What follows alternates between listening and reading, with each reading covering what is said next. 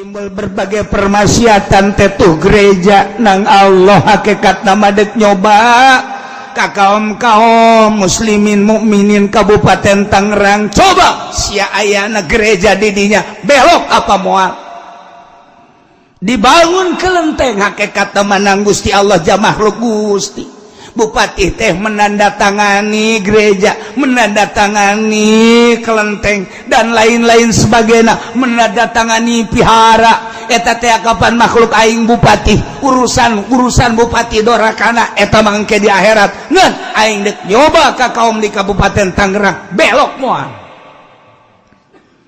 Aing nyoba melalui perekonomian Yahudi. Didominasi ku Yahudi, timimiti matahari sabar subur datang ke Indomaret Alfamart. Iyalah kabeh teh ala Yahudi. Kemudian di toko-toko elit BSD misalnya didinya geus tertera seperti di Abu Dhabi, di Dubai, di luar negeri, minuman keras timimiti nu leutik datang ka anu gede. Nang aing cak Gusti Allah melalui hamba-hamba aing anu murka. Ngan aing dek nyoba ka kaum-kaum Kabupaten Tangerang khususna ngagelok moal. Tempat prostitusi loba jasa. Di Citra loba, di kawasan Ambalaya berbagai kelas ngampar. Kelas misbar. Kelas itu leangan kosong. Kelas hotel, motel dan lain sebagainya. Eta teh pada hakikat dabakan nang aing. Emang nang sanang melalui jelema-jelema biadab nu ku aing diciptakeun. Ieu teh jang nyoba ka anak-anak muda di Kabupaten Tangerang khususna. Jang tokoh-tokoh saha anu dakwahna kenceng, anu ngalarang, saha pemuda anu bisa mempertahankeun akidahna, saha jawara anu kembali tina lembah-lembah hitam kemudian ke lembah putih. Saha lamun henteu dicoba kitu moal kanyahoan mana kiai nu gagah jeung mana kiai nu henteu gagah.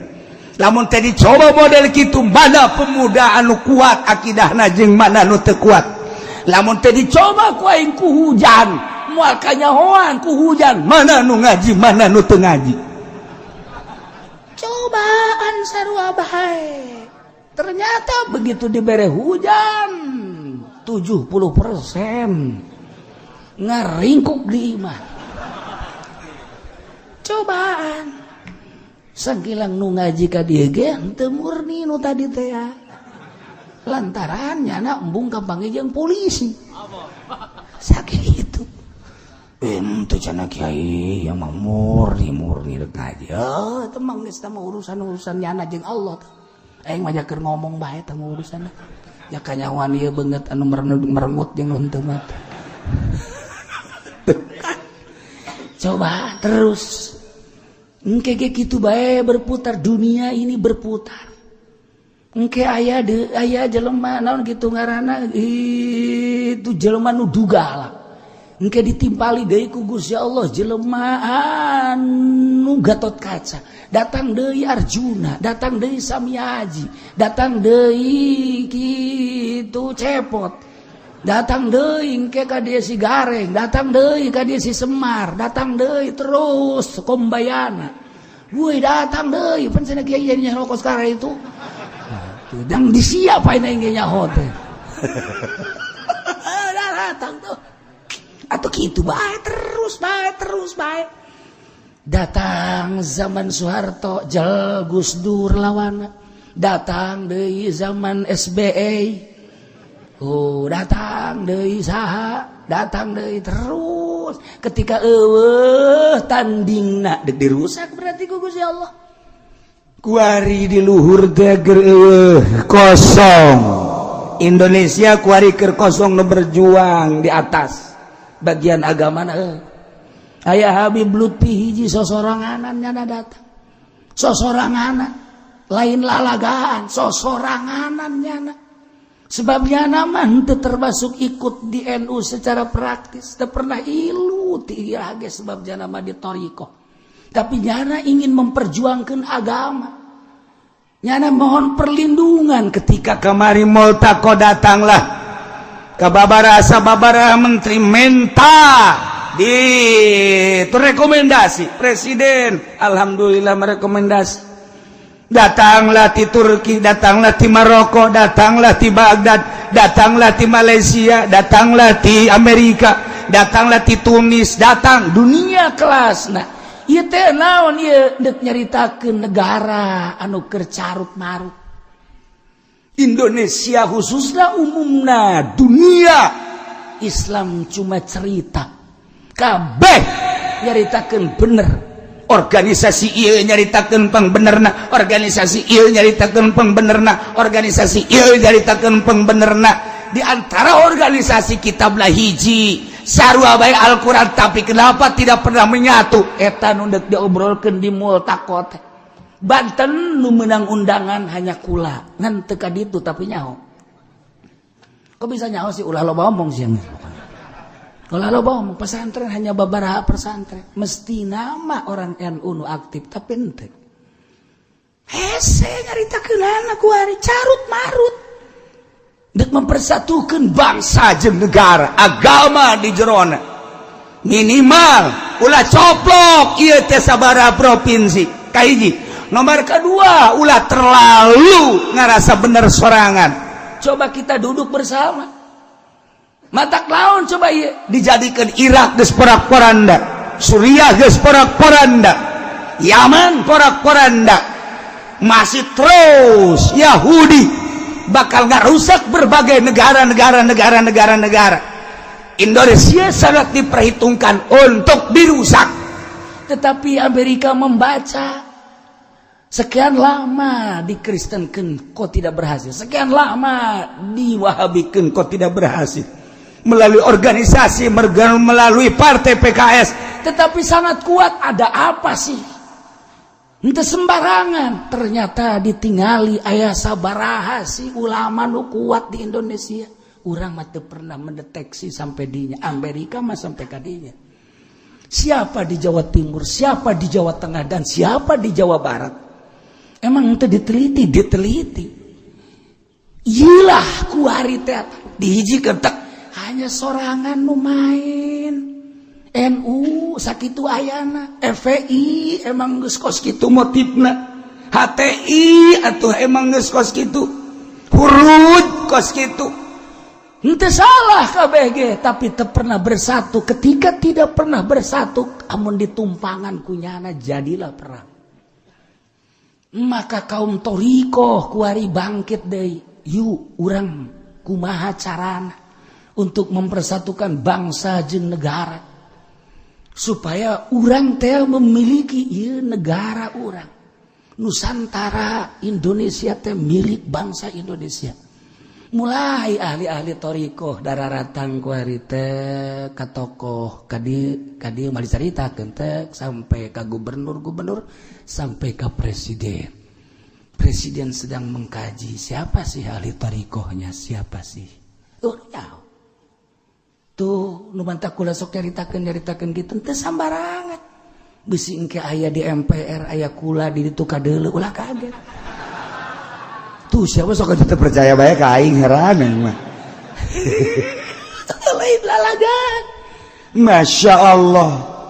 Wari mulai dihisap Indonesia. Oh, ternyata pola pikir Indonesia berlai, sangat luhur, sangat maju, sangat dominan.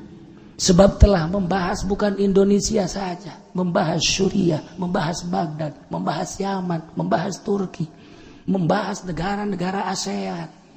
Terus bagaimana cara menyatukannya? Geus kaambeul ku hari ku Amerika. Maka NU ikut main, Ki Hasyim Muzadi ditonjolkan kembali. Yeay, nu mentak ge, ulah macaan koran bae. Ulah deulean TV bae, lamur mata sia. Mane kan ngaji ku aing dibejaan ku ari. Yeay. Sebab nu bergerak ti baheula Torikoh.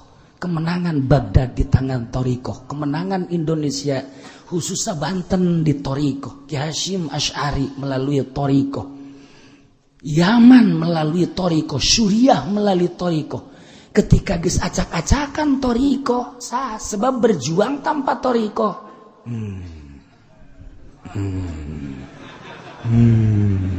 Cak nu di luar naonnya. Pokoknya sih mah teu nyaho belah. Tuh, berjuang di organisasi tanpa ieu teu jalan, berjuang di partai tanpa ieu teu jalan. Tipu doli pidato tanpa ieu teu jalan. Haji Pendi maca, mamaca, kutub-kutub robani tanpa ieu teu jalan. Itu bangsa dihianat ku Tuan Syabdul Qadir.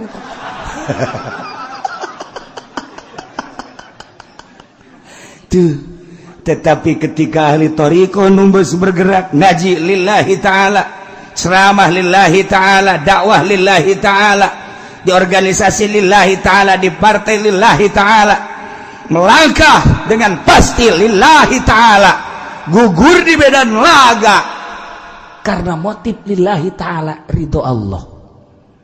Aku hari mulai aya naon ta karak sapotong ta carita ta karak sapotong ta waduh geus jam 10:30 karak sapotong ieu mantap jasa ieu lantaran ieu deuk nyaritakeun Nusantara ieu mah lain lalagaan ieu mah bakalna saha ieu nu jadi pelopor engke saha nu jadi pemersatu engke bakal sebab naon sebab ti Gunung Karang geus turun informasina ti Gunung Kencana geus turun informasina ti Gunung Gede geus turun informasina ti gunung nu aya di Jogja gunung geus tarurun tuh di Bima anu henteu pernah bisa kataekan ku jelema tanpa melalui kuncena geus turun nyaritakeun naon ieu sarua nyaritakeun kebahayaan Indonesia lamun geus tarurun nu kus kararitu mulailah da turunakan ka ahli thariqah nu kus kararitu mah beda deh nu turun ka Haji Pendi kan juri nu turun kamang nu turunanna teh bangsa kuntil anak nu turunan atuh ieu mulai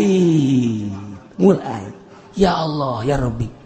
Nah nu mantak aya naon di Indonesia kok bisa jadi kuat kieu Amerika ge kaget Masya Allah tuh atuhlikuna bima fa'ala sufaha'u minna in hiya illa fitnah cobaan aya naon bage cobaan ketika orang magahan ngaji kiai sapira kiai tamat SD ge haju tamat nama SD ijazahna ge geus di dahar rayap sapotong aya sapotong eueuh begitu datang partai Golkar nyana ilu kiai goblok kurang gede gob sia ta nu neruskeun ih sakola henteu naon henteu ilu di partai aya geus kumaha tuh ngadoakeun kiai mah ngadoakeun ulah ilu sebab mun ilu mah kabere asal geus kabere moal beres ngadoakeun ai ngadoakeun mah mudah-mudahan kabere bae nu bener tolol kabeh je asal geus ilu kadinya pareum asal geus ilu kadinya pareum geus teu diakui deui ku ari nu diakui kiai teh kapan kiai salapi ketika jelema nyieun pondok pesantren modern santrina 5.000 10.000 bagus salah henteu yang perbandingan sangat bagus jeung sangat dominan bahasa Arab bisa tidinya bahasa Inggris bisa tidinya bisa jadi bupati jebolan pesantren modern sangat tetapi ketika nyaritakeun ibadah eueuh nanaonna tur kiai nu pondok pesantren teu diakui masyarakat bawahnya kiai teu kabeh ku muridna doang tuh kiai aing masyarakat mah teu nyebutkeun kiai tuh siapa yang serikeun heran tapi kiai pondok pesantren salap mah nu kuarina dihina barang datang bae ka lembur mulai tad kemana tam kiai sorangan nyebut ustad masyarakat geus ada kebelan heuy yai mana kiai nang saja nyebut kitu nang Allah kebelah dituna woi mama nukan kemana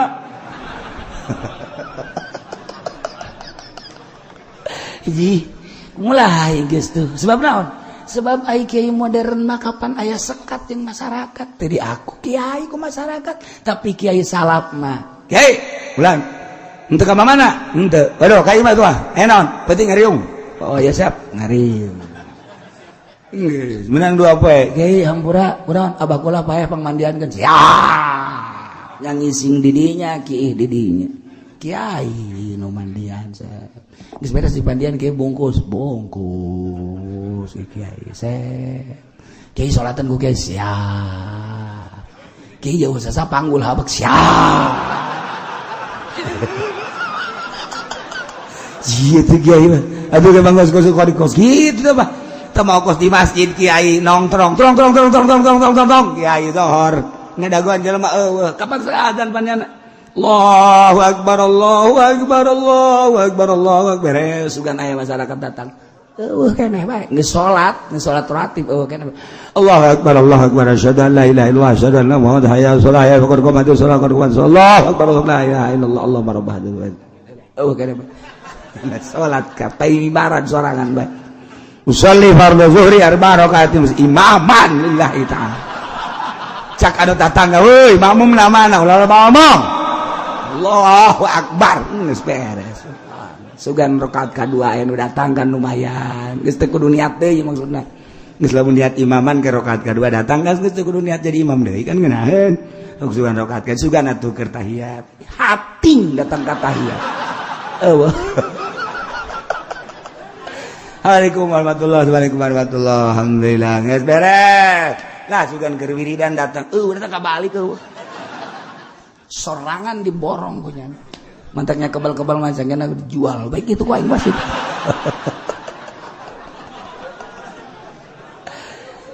nabi lain kitu masalahna ya dicaritakeun sote nyana terus bae dohor asar magrib isya sorangan duaan tiluan aya bae terus nyana ngimaman eueuh bae terus istiqomah ngaranna di dinya kade sebulan 2 bulan setahun 2 tahun Allah ku istiqomahna nyana kabeh menghormati si anu aya mah eta mah getol jasanya nama aya jelema ka masjid bae alhamdulillah aku lagi kadinya nya keur kerek bae di masjid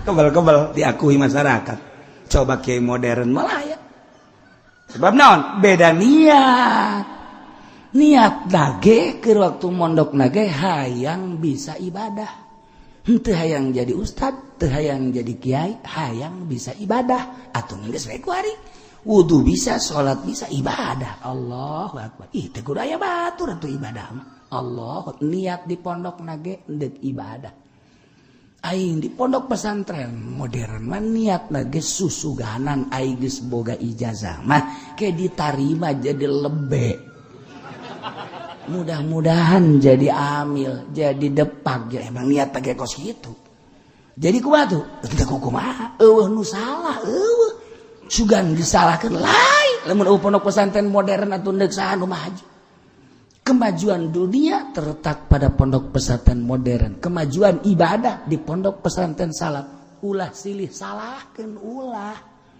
sia mah sok aju nyalahkeun ka aing lain ngan di pondok pesantren modern mah moal jadi wali moal sakitu doang pondok pesantren salaf hese jadi wali itu komo nyana moal jasa moal sebab naon ta'alluqna hate tuh anu